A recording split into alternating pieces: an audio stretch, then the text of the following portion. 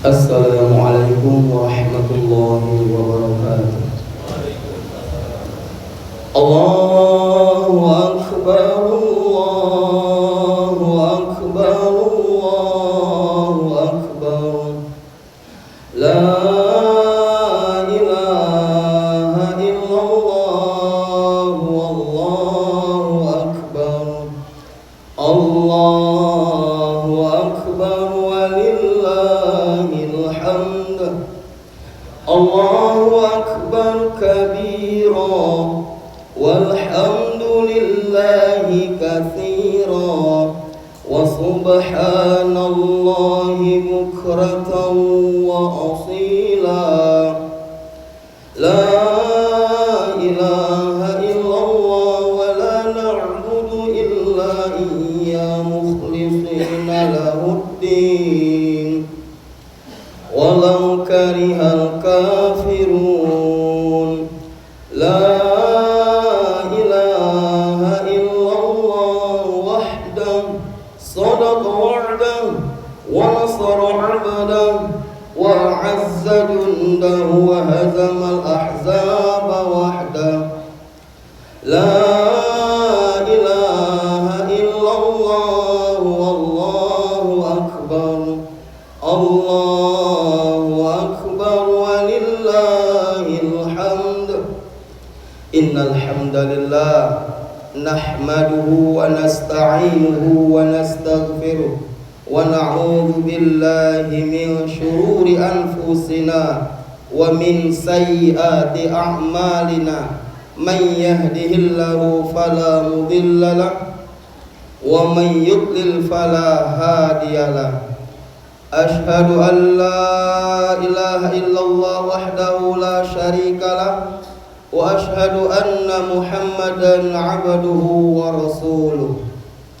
Ya ayyuhalladzina amanu taqullaha haqqa tuqatih wa la tamutunna illa wa antum muslimun. Amma ba'd, fa inna asdaqal hadithi kitabullah wa khairul hadi Muhammadin sallallahu alaihi wasallam wa syarrul umuri muhdatsatuha wa kullu muhdatsatin bid'ah wa kullu bid'atin dhalalah wa kullu dhalalatin finnar. Kaum muslimin rahimakumullah, marilah kita senantiasa bersyukur kepada Allah Subhanahu wa taala atas begitu banyak nikmat yang Allah berikan kepada kita. Nikmat iman, nikmat Islam, dan nikmat sehat. Salawat serta salam semoga tercurahkan kepada baginda Nabi besar Muhammad sallallahu alaihi wasallam, kepada keluarganya, kepada sahabatnya, kepada semua pengikutnya yang istiqamah. Kaum muslimin rahimakumullah, Allahu akbar walillahil hamd. Pada kesempatan pagi hari ini kami ingin menyampaikan kisah singkat tentang Nabi Ibrahim alaihissalam dan kisah singkat tentang Nabi Ismail alaihissalam. Kita ketahui bersama jamaah sekalian rahmati Allah Subhanahu wa taala, ketika Nabi Ibrahim alaihissalam menikah dengan Sarah, puluhan tahun beliau menikahi Sarah, belum dikaruniai seorang anak. Kemudian Nabi Ibrahim alaihissalam pagi, siang, malam senantiasa berdoa kepada Allah supaya dikaruniai seorang anak.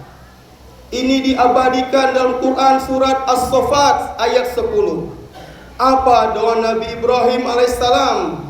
Rabbi habli minas salihin. Rabbi habli minas salihin.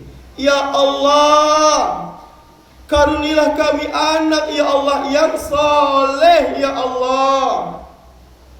Itu doa Nabi Ibrahim yang dilantunkan pagi, siang, malam, merindukan memiliki anak yang soleh. Hal ini diketahui oleh istrinya Sarah. Lalu berkatalah kepada suaminya, "Wahai suamiku, sesungguhnya aku ditakdirkan oleh Allah tidak memiliki keturunan. Maka menikahlah wahai suamiku kau dengan Hajar. Mudah-mudahan kau dikaruniai seorang anak." Singkat cerita, Nabi Ibrahim alaihissalam menikahi Hajar. Kemudian Hajar pun hamil dan melahirkan seorang anak yang bernama Ismail. Penantian yang begitu panjang, kerinduan yang begitu panjang, kehadiran seorang anak. Kemudian Allah Subhanahu wa ta'ala menguji keimanan Nabi Ibrahim, ketauhidan Nabi Ibrahim. Apakah dia mencintai Allah atau mencintai anaknya yang lucu-lucunya? Kemudian jamaah sekalian rahmati Allah Subhanahu wa ta'ala, karena keimanan yang mantap kepada Allah, ketauhidan yang mantap kepada Allah, ketika mendapatkan perintah untuk menyembelih anaknya, ini diabadikan Al-Quran As-Saffat ayat 102. Ya bunayya inni ara fil manami anni adbahuka fanzur madza tara. Qala ya abati if'al ma tu'maru satajiduni insyaallah minas sabirin. Ya bunayya, wahai sayangku, wahai buah hatiku, ini arafil manami, semalam ayah bermimpi anni adbahuka, untuk menyembelihmu sebagai kurban. Fanzur madza tara, bagaimana pendapatmu terhadap mimpi yang ayah alami? Qala, berkatalah Ismail, ya abatif al, wahai ayahku, jika itu perintah Allah, lakukanlah. Matuk maru, lakukanlah wahai ayah. Satajiduni insyaallah minas sabirin, mudah-mudahan kau mendapati aku dalam keadaan yang sabar. Kaum muslimin rahimakumullah, luar biasa, masya Allah, hebatnya Nabi Ibrahim alaihissalam. Begitu lucu anaknya, begitu rindu dengan anaknya, begitu sayang dengan anaknya, penantian yang begitu panjang, kerinduan yang begitu panjang. Waktu Allah hadirkan seorang anak kepada Nabi Ibrahim, Allah uji. Akan tetapi karena perintah Allah, maka sami'na wa ata'na. Kaum muslimin rahimakumullah, jamaah sekalian rahmati Allah, kita yang hadir di Masjid Al-Ikhlas Perumnas ini merindukan memiliki sosok ayah yang soleh, yang bertanggung jawab, yang rajin sholat, yang mentauhidkan Allah, seperti Nabi Ibrahim alaihissalam, yang rajin ke masjid, seperti Nabi Ibrahim alaihissalam, yang taat kepada Allah. Kita butuh sosok ayah, sosok suami yang bertanggung jawab kepada anaknya. Dan juga jemaah sekalian, kita yang hadir di masjid ini merindukan memiliki anak yang soleh, seperti solehnya Nabi Ismail, yang rela disembelih oleh ayahnya, karena Nabi Ismail tahu itu perintah Allah Subhanahu wa ta'ala. Kita merindukan jamaah sekalian anak yang luar biasa, tauhidnya mantap kepada Allah. Kita ketahui bersama, harta yang paling agung, harta yang paling mulia di sisi Allah Subhanahu wa taala, memiliki anak yang soleh dan soleha. Kenapa? Sebab karena merekalah yang nantinya yang akan mendoakan kita, Pak, Bu, ketika tubuh ini terbujur kaku di alam kubur. Anak yang soleh dan solehalah yang akan mendoakan kedua orang tuanya ketika tubuh ini terbungkus dengan kain kafan. Anak yang soleh akan keluar dari mulutnya, Rabbighfirli waliwalidayya warhamhuma kama rabbayani shaghira. Ya Allah, ampunilah dosaku ya Allah, dosa ayah ibuku ya Allah. Sayangilah mereka ya Allah, sebagaimana mereka telah menyayangiku sewaktu aku masih kecil. Kita jamaah sekalian merindukan anak yang senantiasa mendoakan kebaikan untuk diri kita selaku orang tua.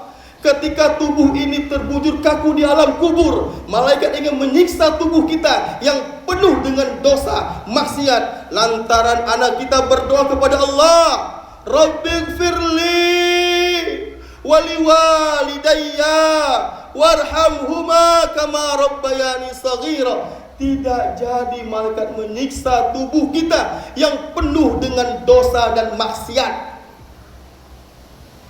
Kaum muslimin rahimakumullah, anak, Pak, Ibu sekalian rahmat Allah, setiap lahir ke muka bumi dalam keadaan bersih, suci.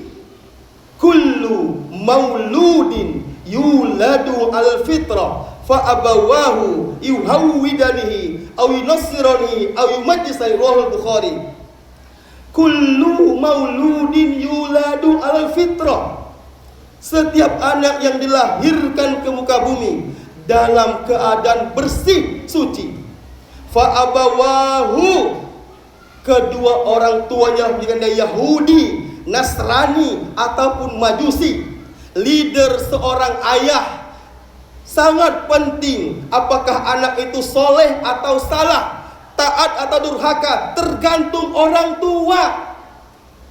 Wahai ayah, jangan bermimpi pada anak yang soleh soleha ketika kita jauh dari Allah, jauh dari solat, jauh dari Rasulullah. Jangan bermimpi.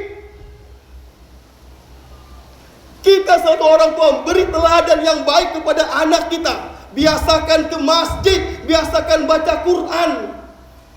Insya Allah, Allah hadirkan anak yang soleh dan soleha.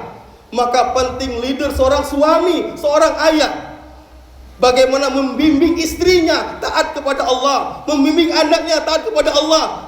Kita laki-laki adalah pemimpin jamaah sekalian, akan diminta pertanggungjawaban Allah Subhanahu wa taala. Dipintari Allah, bagaimana tanggung jawab kalian sebagai seorang suami, seorang ayah? Apakah telah membimbing istrinya, membimbing anaknya taat kepada Allah? Kita adalah leader, Pak, pemimpin. Maka jamaah rahmat Allah Subhanahu wa taala, apa yang harus kita lakukan supaya mendapatkan anak yang soleh dan soleha?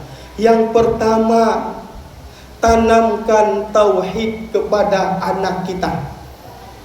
Kenalkan dengan Allah anak kita. Yang kedua, ajarkan dia Al-Quran. Yang ketiga, ajarkan dia sholat. Yang keempat, didik akhlaknya.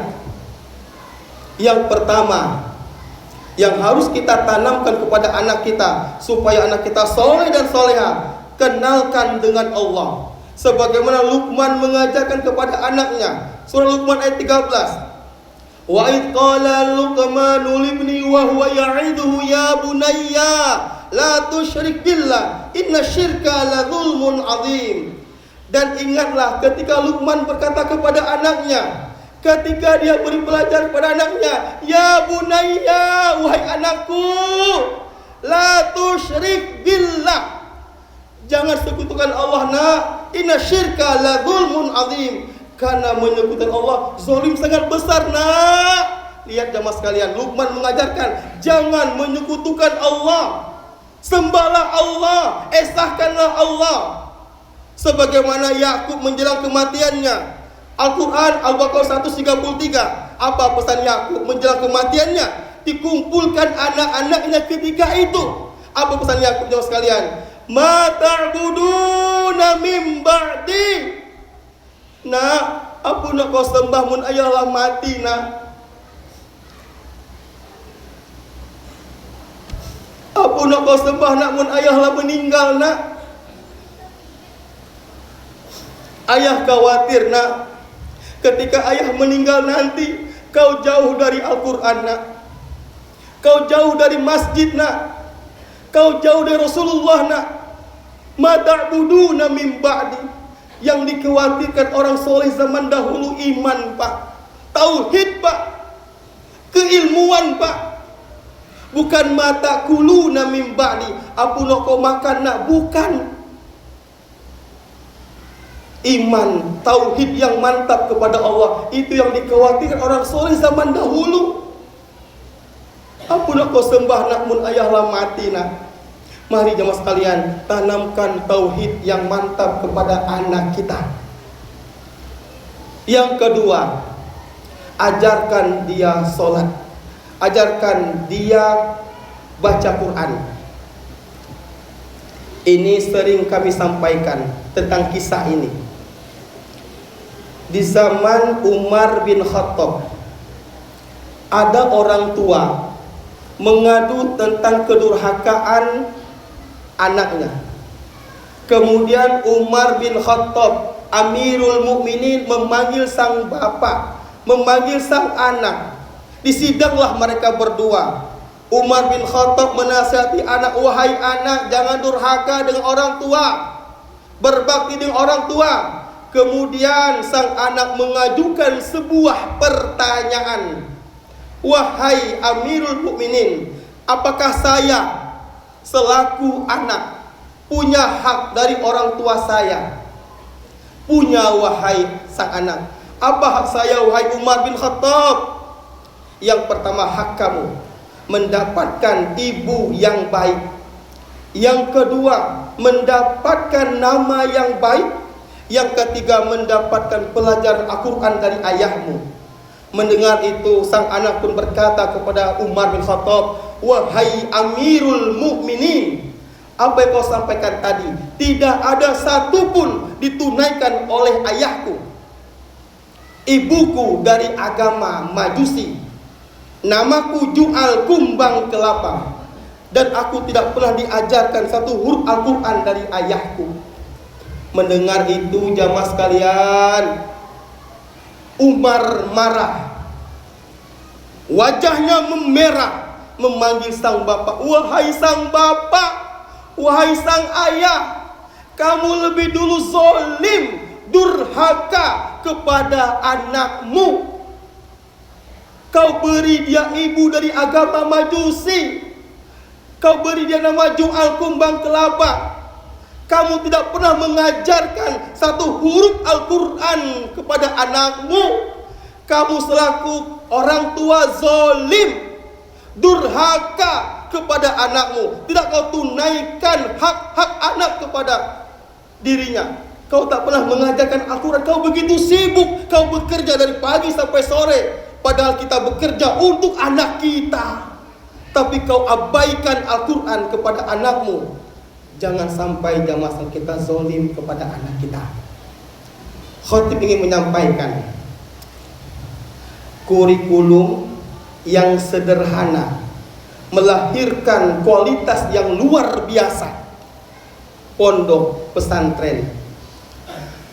Di pondok pesantren, seluruh waktunya full untuk keilmuan.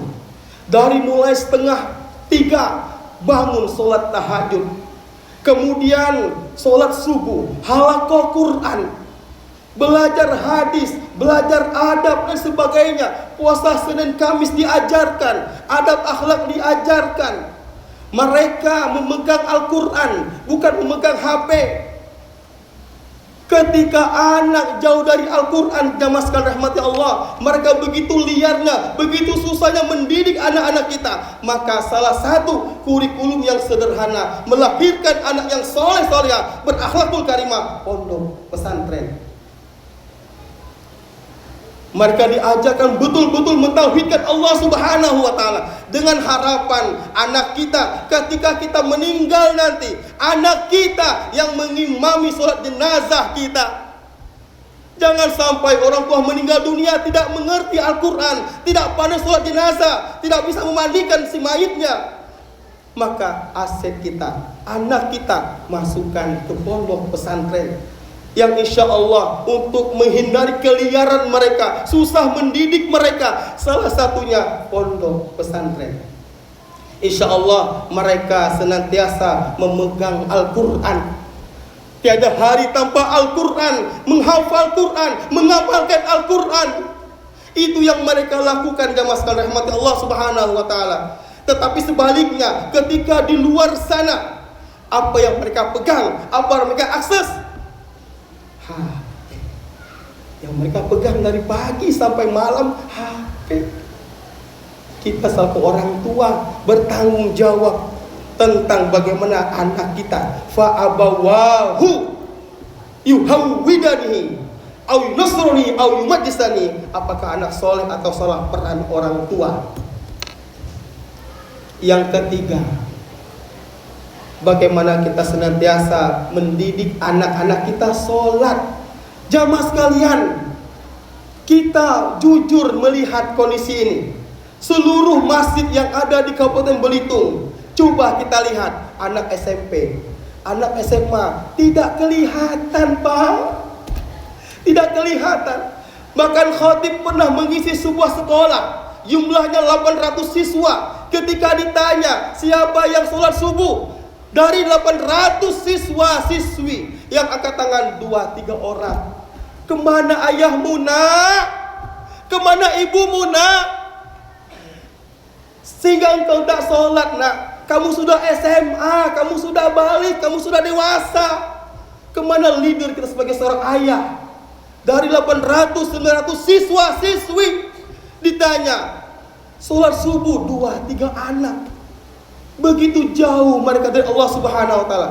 Apakah mungkin kesuksesan akan didapatkan ketika kita jauh dari yang memberi kesuksesan? Tidak akan mungkin bahagia seseorang ketika jauh dari memberikan kebahagiaan.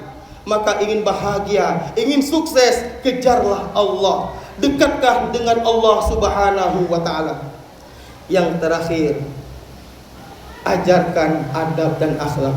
Innama bu'istu liutammima makarimal akhlak. Sesungguhnya aku diutus untuk menyempurnakan akhlak. Jamaah sekalian rahmati Allah Subhanahu wa Ta'ala, mudah-mudahan kita selaku orang tua, selaku ayah, selaku ibu, kakek, nenek, mari kita tanamkan pertama, kenalkan dengan Allah, tauhid yang mantap.